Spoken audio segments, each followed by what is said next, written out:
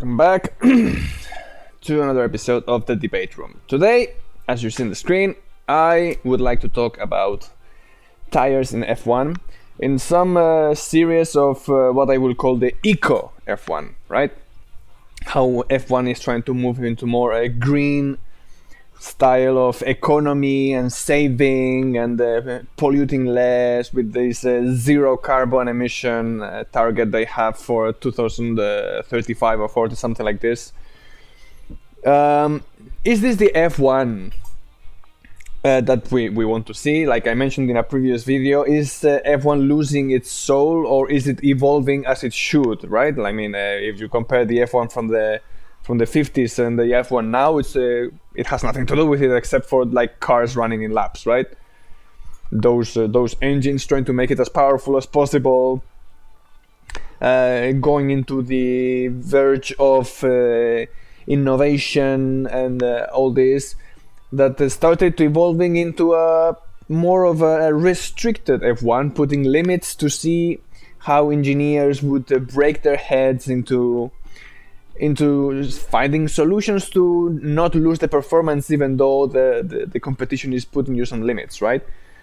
Which I think it started around the 80s, more or less, right? And then with, of course, saving people from dying and adapting to new times, but at the same time, the modern F1 has nothing to do with that, right? Before, F1 used to be something where manufacturers would like to be, to try to show, look, I can do an F1 car, an F1 engine, an F1 tire, I don't know, right? Now you can see manufacturers don't want to be in F1. It's too big of a cost. So anyway, I will talk today about just the tires, because this is something that has been concerning me for a long time, right? So as you can see on the screen, this is not right now what we have, but this is something we used to have. Look at the amount of compounds that we have, right? We have, let's start from the left, because these two are like the raining tires, right? We have extreme wet, which we don't use anymore, because the moment you are requiring those tires, you will not race anymore. They will stop the race, they will cancel it. If there is heavy rain, the race is stopped. It's too dangerous, right? Anybody remembers what happened in Spa 98? I mean, that was a rainy race, right? We will not see that anymore, ever, because the F1 will not allow it. They consider it not safe, because the drivers do not know how to go not so fast. They don't know how to manage the risk, right? So from now on, this tire is off limits. They will not race with this tire anymore, even though it's there, just in case. So racing starts from in the intermediate tire, right? Which is when there is light rain and you can still manage to go kind of quick, but yeah, you might spin, but you will not spin because there is aquaplaning, which is called when the tire loses contact with the asphalt. So with the intermediate tire, you can race still. You will see races with the intermediate tire, but you will not see it with this. And then this, I don't remember which year this was, to be honest. It was in the 2017 or 19 or something like this. Look at the amount of range. You had the hardest tire, and then you went going down in colors all the way to the hyper soft, as you can see here, the hyper. It's not like hard, medium, and soft. You have the hyper soft, you have the super soft, you have the soft, you have the medium, you have the hard, you had the, I don't know how to call this one, like super hard and the extra hard, something like this. This is the amount of compounds that Pirelli was asked to create to have a chance of competition in the F1, because the range of the asphalt abrasion that we have in abrasion that we have in racetracks, as you can see, for example, what we saw last weekend in the Bahrain Grand Prix, where many teams were suffering, like Williams, Haas, and Ferrari, for example, were suffering with the tire degradation that they had. Because the asphalt is really abrasive, right? Like Barcelona, like other racetracks, like Austin, for example, where you need to use more than one pit stop because the tires are going like knife through butter, right? Like a hot knife through butter, to make it even more dramatic. So Pirelli was asked to create this amount of tires to try to adapt to all the racetracks. Where perhaps in Monaco you would use the hyper soft, the super soft, and the soft, and maybe in a racetrack like Bahrain you would use the extra hard, the super hard, I guess it was called, I don't remember, and the hard, right? I mean, how stupid is this idea, honestly? I would rather, for example, myself, speaking for myself as an F1 fan from the 90s, once again, I keep mentioning it in every video. I would rather see a F1 where you have more than one pit stop than having me confused with the amount of tires that you have. That is completely useless, by the way, right? I mean, why do you have so many tires? Why do you have so many tires in an F1 where you need to save tires, right? You cannot push. Like the current F1, the modern F1, is all about saving. It's all about managing. It's not about pushing as hard as you can to try to go as fast as you can. It's about managing, to trying to go fast while you're trying to not use all your tires, all your fuel, all your engine power, right? It's all about that, because the modern eras is more about being eco, like I said, right? Trying to save everything. Which could be, but I mean, at the same time, this is not what F1 is supposed to be, right? F1 is supposed to be who is the fastest. Who is the fastest? Who can make the most powerful car, the most powerful beast, with the fastest driver, the best engineers. So I mean, that the tires thing was completely useless. But anyway, let's go to today, right? The last weekend in Bahrain, you have the Williams, you have the Ferrari, especially. I think this one has the most attention. That radio message with Carlos Sainz, with the engineer telling him defend position, and Sainz replying, "If I push, I will not get to the end," because they were destroying the tires. The Ferrari, like most of the teams, that had to make the strategy of soft, hard, and hard, 2 pit stops, which it doesn't happen in most of the racetracks. You can, but it's kind of better to be in track and defend yourself than make a second pit stop and then attack. And then you have the Red Bull, for example, which is also in the picture right here, with the soft tires. But Red Bull, because they are good at managing the tires, they can do soft, and hard. You have teams that are good at managing the tires, like perhaps Aston Martin and Mercedes as well. And you have teams that are not, like Ferrari, Williams, right? And Haas as well, which Nico Hülkenberg had a lot of brain issues, headache? Sorry, not brain, headaches. Had a headache of a Grand Prix trying to manage the tires, saying that he was going through tires like knife through butter, right? The expression used. Is this the F1 we want to see? I understand, for example, from Pirelli's point of view. Pirelli, as a brand, they cannot afford to have a tire that has a high degradation, so the teams have to do 2 or 3 pit stops, which, from my point of view, as a viewer, I would rather see 2 or 3 pit stops per Grand Prix, as we used to do when there was refueling, for example, right?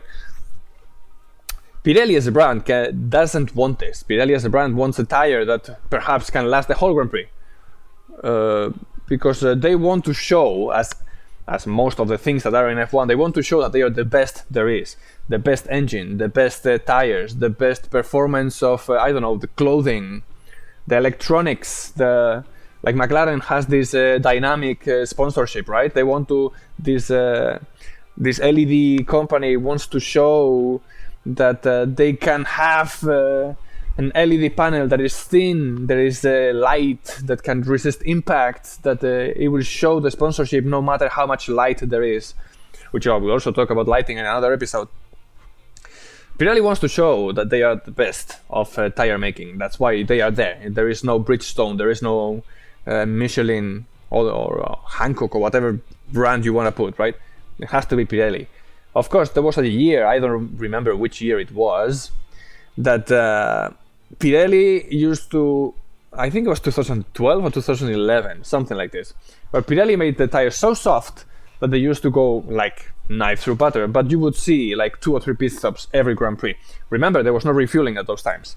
The refueling was banned after 2008, if I'm not mistaken, or 2010.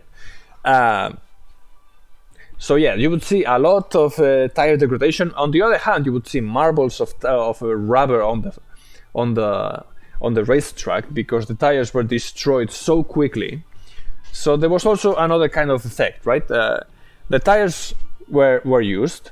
The tires made you have to made the drivers need to have more than one pit stop. But at the same time, there were so many marbles of rubber from the tire on the racetrack that you would have only one line of race line, right? Like for example, when there is a wet track that it's starting to get dry, you will have this dry line where people might try to go to the soft tire, right? And you can only use that dry line, and if you go out of there with a dry tire, then you will lose control of the car. It was something like that, and I remember one Canadian Grand Prix in the Gilles Villeneuve racetrack, where there was so much rubber of marble rubber in the racetrack that overtaking was difficult as well. So, is there any point of doing that as well? Well, yes and no. And for that, I would like to see the strategies of the Grand Prix that we had recently, right? You can see, for example, Budapest. In Budapest, you have one pit stop, you have two pit stops, and then you have one pit stop, one pit stop. If you only have one pit stop in a racetrack like Budapest, where overtaking is extremely difficult, the Grand Prix is going to be the most boring Grand Prix you will find in a very long time. Which usually it is. Like Monaco, for example, overtaking is not possible. Of course, they are trying to make this kind of F1 of no refueling, as less pit stops, or at least as least pit stops. Oh my god, such a tongue twister. As least pit stops as you can, to try to have the action in the track, to try to force people to overtake on the track. However, if in the qualifying there's no problems, the fastest car is in the front. So overtaking, there's not going to be any overtaking anyway. And for example, Charles Leclerc in Bahrain, if instead of going to two pit stops, they could have refueling and other kind of tire choice, whatever, perhaps they can try to attack the Red Bulls with a different strategy. Perhaps Charles Leclerc can try to push, like Schumacher did Alonso in Manicourt in 2004, if I'm not mistaken. It was 2004. It was 2004. Where he did 4 pit stops, which was something really out of the planet, because Ross Brown told Schumacher, can you do this pace? He said yes, so they went for a 4th pit stop to overtake Alonso. Yes, it was not on track, but still, you could see a change of the fate in the Grand Prix, let's call it, right? Today you cannot see that, because the fastest drivers go in the front, and the only option you have is to try to do something different with the tire. You cannot play with the weight of the car, you cannot play with anything. By refueling, for example, right?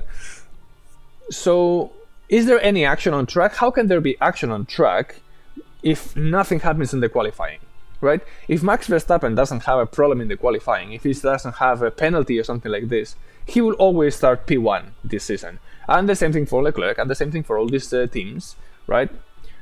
So, there will not be any spice into the Grand Prix. Let's call it. This is from another Grand Prix, Saudi Arabia 2022, 1 pit stop.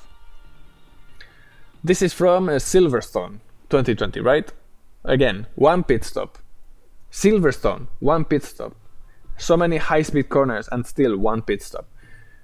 It was 2020, yes. So, I mean, you can see here, for example, what I mean. These tires from, this is the 2004 Ferrari, if I'm not mistaken.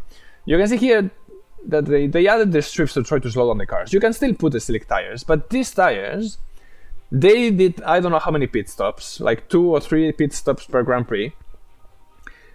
They used to push as maximum as they could, but there was no these rubber marbles on the racetrack as the Pirelli used to have in those 2011 or 12. I don't know which year it was when they needed all these tires, right?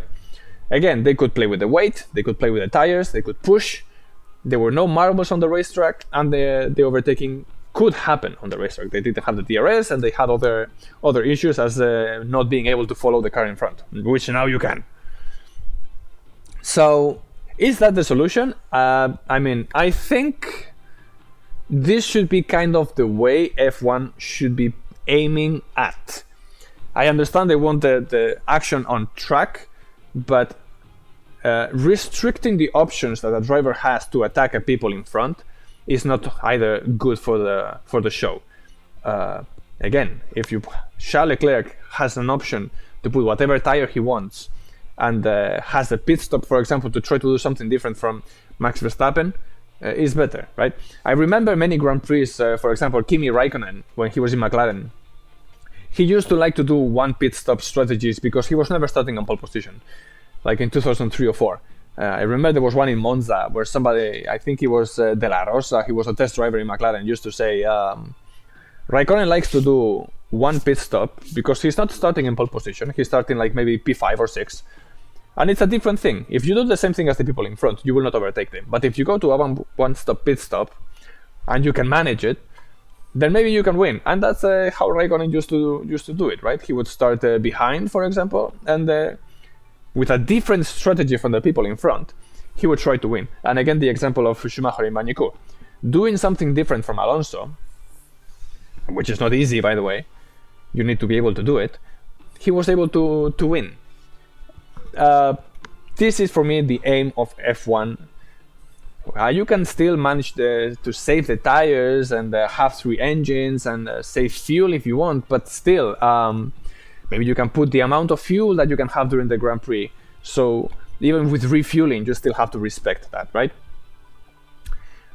Instead of having like 100 kg in the car, you can put 100 kg in total before starting the Grand Prix in one tank, right? Have it sealed by the FIA if you want, and have the weight of it, and then like you can pit stop as many times as you want in the Grand Prix, but only you have that 100 kg for the whole Grand Prix, and put the refueling back, something like this. I don't know.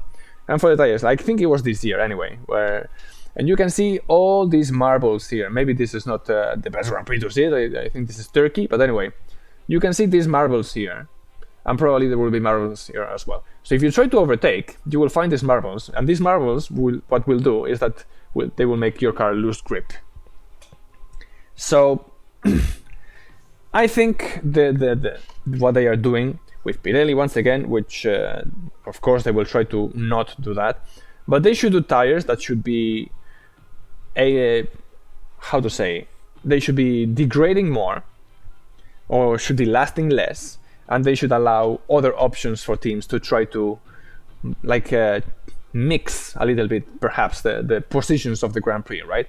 Give a chance to, I don't know, if Alonso starts in P5 or whatever, as he was starting in Bahrain, and he wants to try to overtake everybody in the end, maybe he can start the Grand Prix with some load of fuel and with a different kind of tire, and try to maybe have a aggressive end of the race, as he did, but imagine that he doesn't have to manage the tires and he can have a different thing. You have to play with the time and the distance instead of just playing with who you have next to you on track, right? I mean, this is just my opinion. And most of it, for those kind of things to work, you need to bring back the refueling. It's very important. And again, I gave the idea of how refueling could work in this kind of times in the F1. Now they have, I think it's 100 kg for the fueling, right? In F1 it goes by kg, not by liters, not by gallons, or whatever system that you're using. It goes by kg. You have 100 kg for the whole Grand Prix, and you have to manage those 100 kg.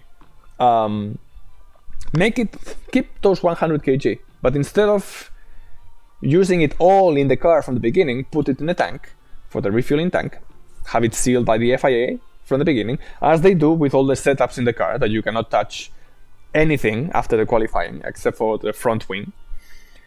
Have those 100 kg, and then you can refuel the car with those 100 kg for the whole Grand Prix. I mean, it's not that difficult, right? And the equipment for the refueling is not that expensive. I mean, the reason why it was banned, it's ridiculous. So I think for these tires, first of all, having that huge range of tires is useless. They should have like 3 or 4 if you want for all the Grand Prix, and you can tend to have the more softer kind of range rather than the harder ones. So in those abrasive asphalt Grand Prix, you can see more pit stops, and in those like Monaco, where you don't have a lot of tire degradation, you will see less pit stops. And then for the rest, I think it should be more or less like that, right? I don't know. This is just my point of view. Let me know what you think in the commentary box if you have any opinions about it. Especially with the tires, I think the tires should be more limited into the softer range, not like now that we have 5. Just forget 5, put 3. Put 3, the softer range, and adapt every Grand Prix to that. If Grand Prix has abrasive asphalt, bring more tires to that Grand Prix, and if other ones have less, then bring less. I mean, and especially the pit stops. I will keep saying pit stops because for me it was an amazing moment to see all those people dancing around the car for it, right? Anyway, you already saw it. The video took a little bit longer than expected, but anyway, take it easy and see you in the next video. Bye bye.